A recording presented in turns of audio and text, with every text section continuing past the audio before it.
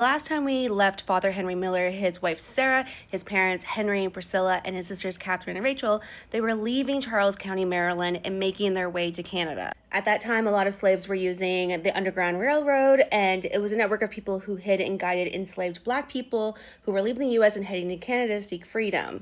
Now, I looked up to see how long it would take to walk from Charles County, Maryland to St. Catharines, and it would take about 155 hours of walking. In case you were wondering, yes, Canada did have slavery for over 200 years, from early 1600s to 1834. And remember in the last video in part 2, we learned about Richard Barnes, the slave owner, and when he died in 1804, in his will, he said that within 3 years after his death, he wanted all of his slaves to be free.